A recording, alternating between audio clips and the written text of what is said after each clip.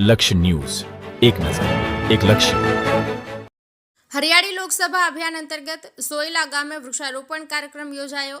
ગાંધીનગર લોકસભાના લોકપ્રિય સાંસદ તથા દેશના ગૃહ અને સહકારિતા મંત્રી અમિતભાઈ શાહના માર્ગદર્શન હેઠળ ગાંધીનગર લોકસભા હરિયાળી લોકસભા બને એ હેતુસર સાણંદ તાલુકાના સોયલા ગામે વૃક્ષારોપણ કાર્યક્રમનું આયોજન કરવામાં આવ્યું. આ પ્રસંગે સાણંદ ભાજપના તાલુકા પ્રમુખ હસમુખભાઈ પટેલ, કિરીટસિંહ વાઘેલા તેમજ જિલ્લા સદસ્ય, તાલુકા સદસ્ય, શક્તિ કેન્દ્રના કાર્યકર્તાઓ, ભારતીય જનતા પાર્ટીના અન્ય કાર્યકરો તથા કિરણભાઈ વાઘેલા, સોયલા ગ્રામ પંચાયત સદસ્ય, સ્થાનિક ગ્રામજનોની ઉપસ્થિતિમાં વિવિધ જાતના વૃક્ષોનું રોપણ કરવામાં આવ્યું હતું.